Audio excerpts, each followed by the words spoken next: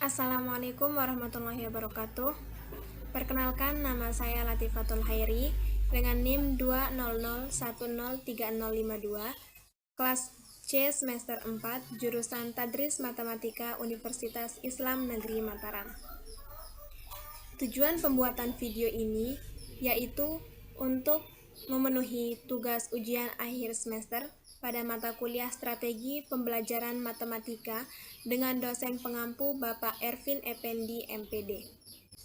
Pada video kali ini, saya akan menjelaskan tentang suatu strategi pembelajaran matematika yang saat ini sedang ramai dikembangkan, yaitu pendekatan matematika realistik atau Realistic Mathematics Education. Sebelum lanjut pada pembahasan tentang RME, apa sih strategi pembelajaran itu? Strategi pembelajaran adalah suatu usaha menggunakan strategi yang sistematis yang dilakukan secara efektif untuk mendapatkan suatu prestasi dan juga keberhasilan dalam kegiatan pembelajaran. Khususnya dalam dunia pendidikan, strategi ini dapat diartikan sebagai suatu rancangan sekaligus metode dalam mencapai tujuannya. Strategi pembelajaran adalah suatu rencana yang di dalamnya terdapat rangkaian kegiatan yang dirancang secara khusus.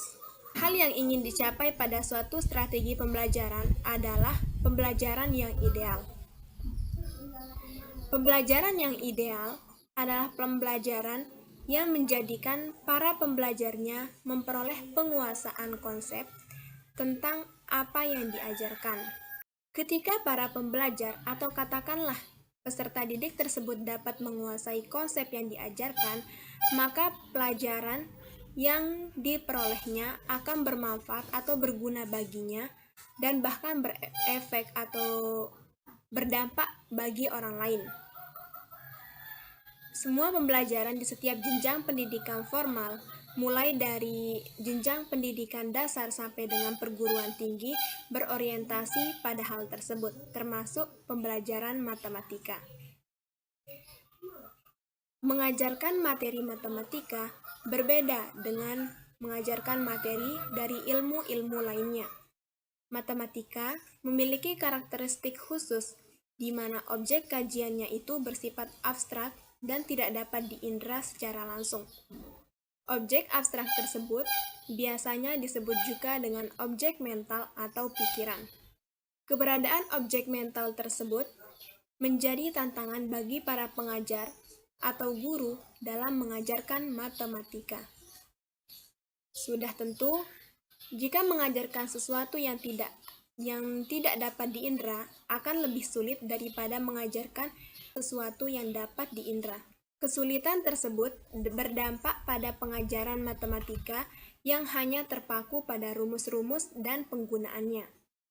Pada soal matematika yang sedikit sekali keterkaitannya dengan realitas, kurangnya keterkaitan antara materi matematika dengan realitas peserta didik yang kemudian membuat kebanyakan peserta didik atau siswa tersebut memiliki minat yang rendah untuk mempelajari matematika. Menyikapi fenomena tersebut, tentu diperlukan suatu pendekatan pembelajaran matematika yang dapat mengaitkan materi-materi matematika dengan realitas yang dihadapi oleh peserta didik. Salah satunya adalah melalui Realistic Mathematics Education atau pendekatan matematika realistik Indonesia. Realistic Mathematics Education atau pembelajaran matematika realistik Indonesia adalah sebuah pendekatan belajar matematika yang menempatkan permasalahan matematika dalam kehidupan sehari-hari, sehingga mempermudah siswa untuk menerima materi dan memberikan pengalaman langsung dengan pengalaman mereka sendiri. Masalah-masalah yang bersifat realistis digunakan sebagai sumber munculnya konsep-konsep atau pengetahuan matematika formal, di mana siswa diajak bagaimana cara berpikir untuk menyelesaikan masalah, mencari masalah, dan mengorganisasikan pokok persoalan itu. Realistic Mathematics Education pertama kali dicetuskan pada tahun 1971 lewat Prudential Institute yang merupakan bagian dari Faculty of Mathematics and Computer Science in Utrecht University.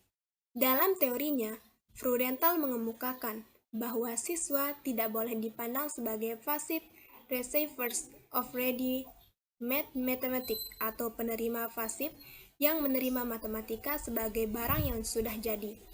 Oleh karena itu, guru matematika harus berupaya untuk mengangkat persoalan-persoalan terkait dengan konsep-konsep matematika yang diajarkannya. Adapun prinsip realistic mathematics education yaitu 1. Guide reinvention and progressive mathematization. Melalui topik-topik yang disajikan, siswa harus diberi kesempatan untuk mengalami sendiri yang sama sebagaimana konsep matematika yang ditemukannya. Prinsip yang kedua yaitu didactional phenomenology, yaitu topik-topik matematika yang disajikan atas dua pertimbangan, yaitu aplikasinya serta kontribusinya untuk pengembangan konsep matematika selanjutnya. Prinsip yang ketiga yaitu self-developed models.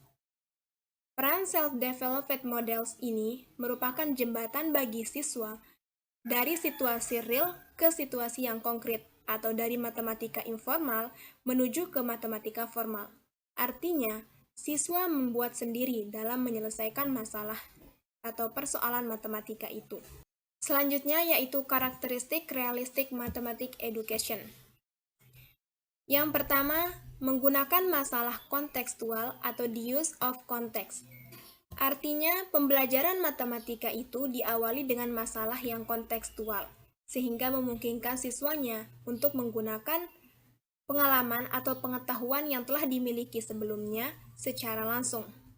Masalah kontekstual tidak hanya berfungsi sebagai sumber permatematikaan, tetapi juga sebagai sumber untuk mengaplikasikan kembali matematika. Masalah kontekstual yang diangkat sebagai topik awal pembelajaran hendaknya masalah sederhana yang dikenali oleh siswa tersebut. Karakteristik yang kedua yaitu menggunakan berbagai model atau use model, bringing by vertical instrument. Istilah model berkaitan dengan model matematika yang dibangun sendiri oleh siswa dalam mengaktualisasikan masalah kontekstual ke dalam bahasa matematika, yang merupakan jembatan bagi siswa itu untuk membuat sendiri model-model dari situasi nyata ke abstrak atau dari situasi informal ke situasi yang formal. Karakteristik yang ketiga yaitu kontribusi siswa atau student contribution.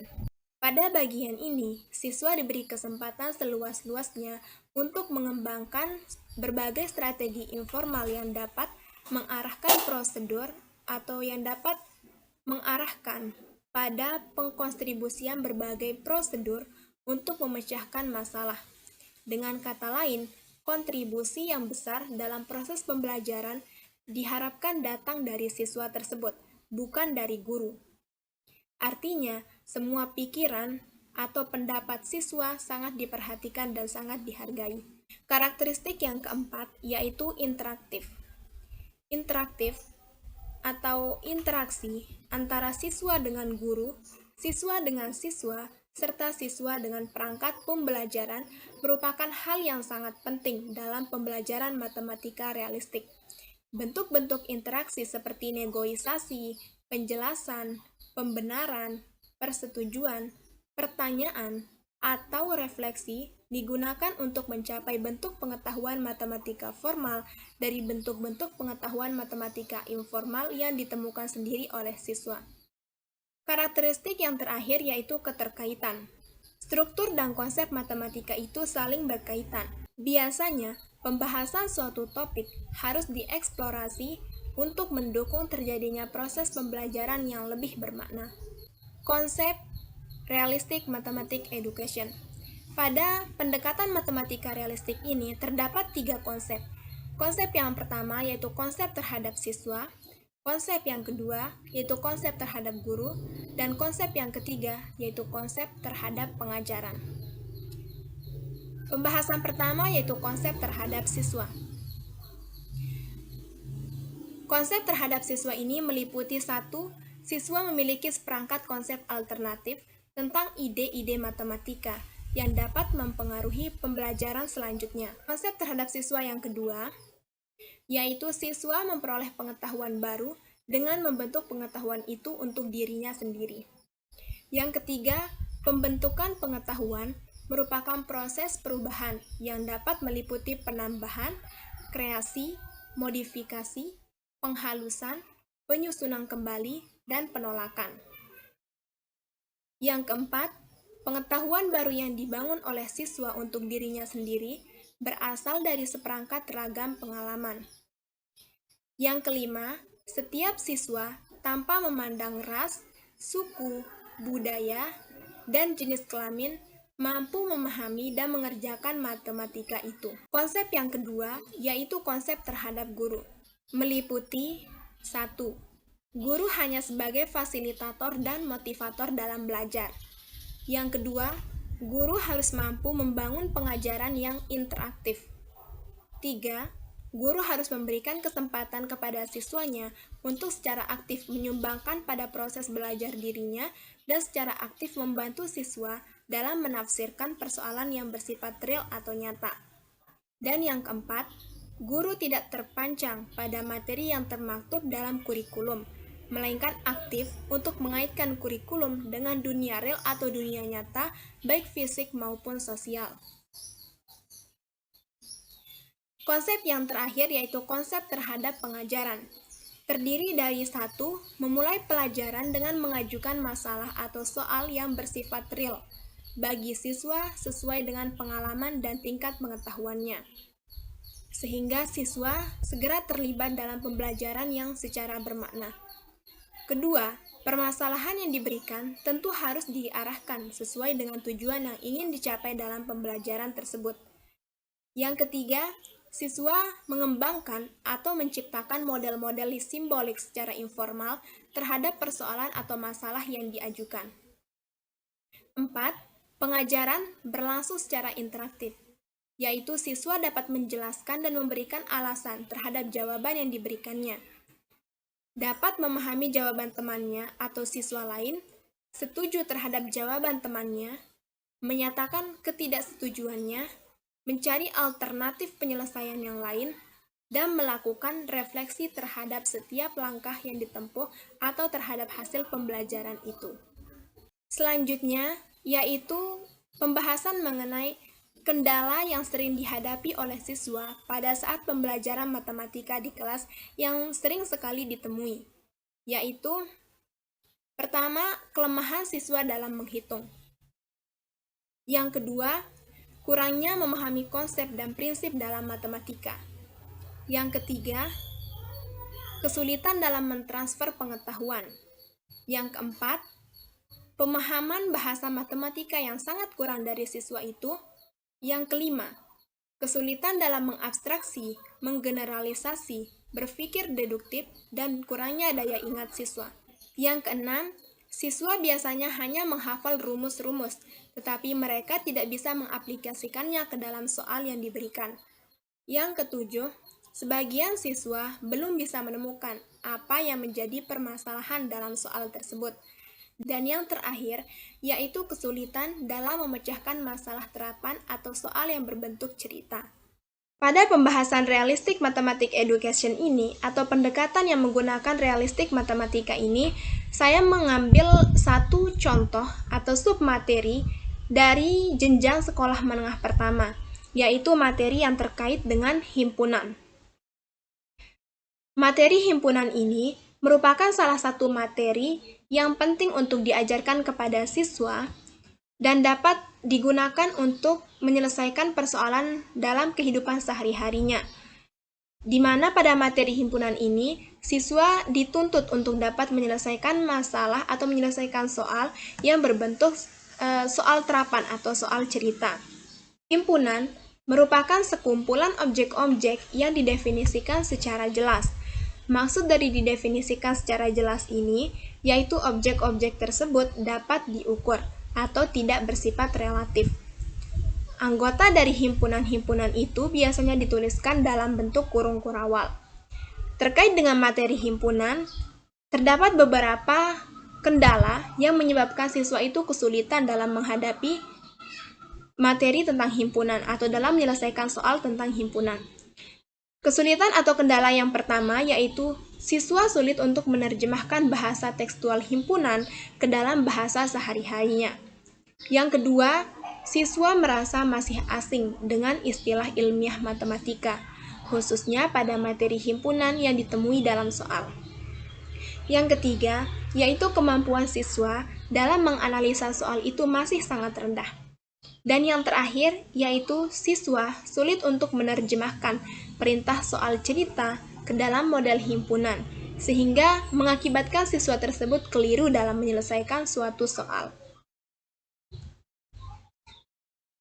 Selanjutnya, yaitu masalah-masalah yang dialami oleh siswa pada materi himpunan terkait dengan soal cerita.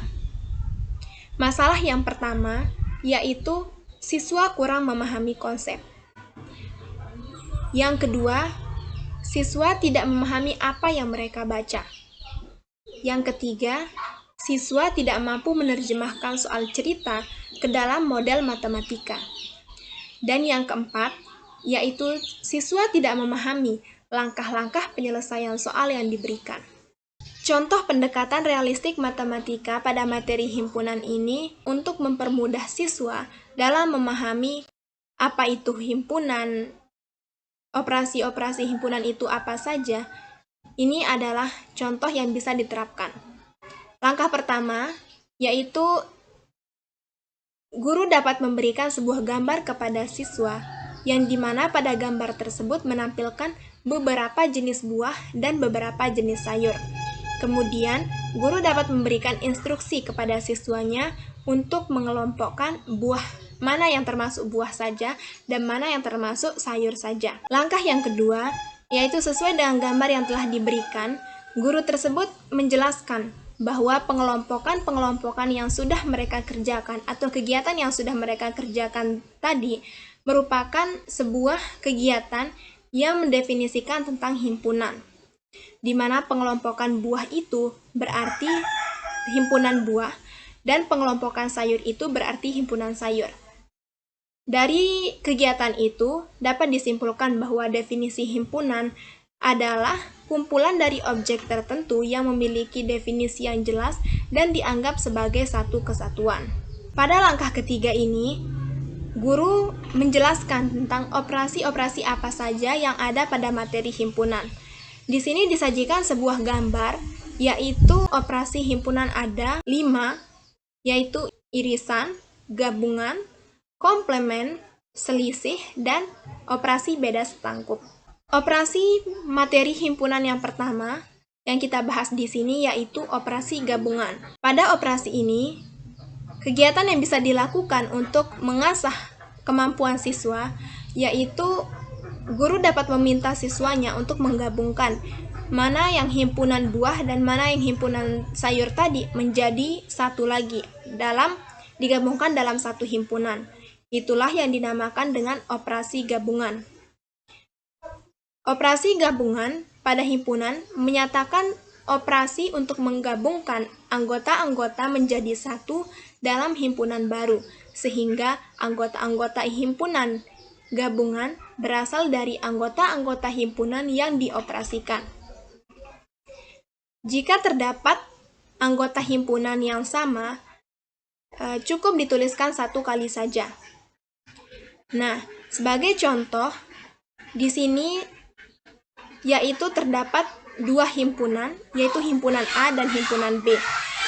Himpunan A ini mempunyai anggota A kecil, B, C, D, dan E.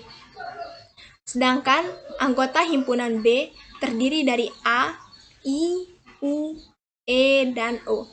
Nah, ada 2 anggota himpunan yang sama-sama terletak pada himpunan A dan B, yaitu anggota A dan E.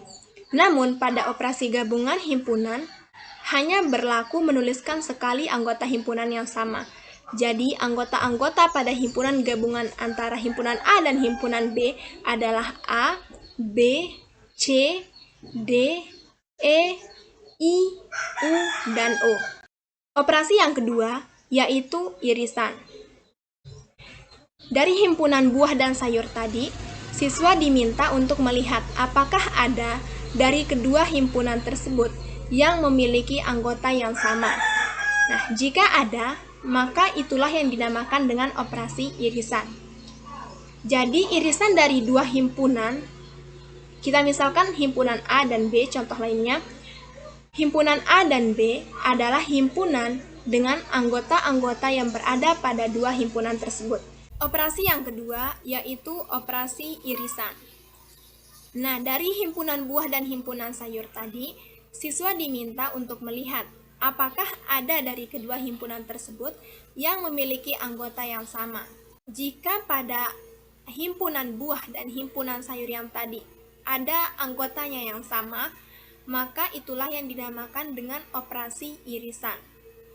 Jadi, operasi irisan dari dua himpunan, kita misalkan himpunan A dan himpunan B, adalah himpunan dengan anggota-anggota yang berada pada himpunan tersebut. Dengan kata lainnya, anggota-anggota himpunan irisan merupakan anggota yang sama pada dua himpunan. Sebagai contoh barunya, terdapat himpunan A yang beranggotakan A, B, C, D, dan E.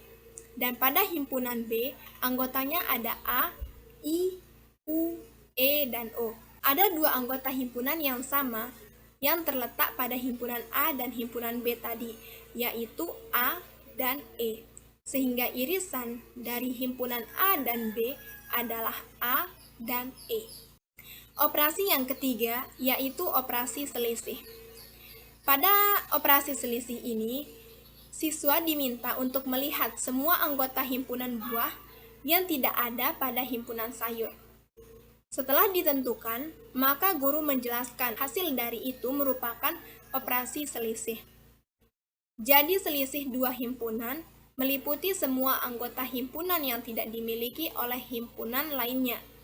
Pada selisih himpunan A dikurangi B, himpunan barunya itu berupa semua anggota A yang tidak ada pada anggota B.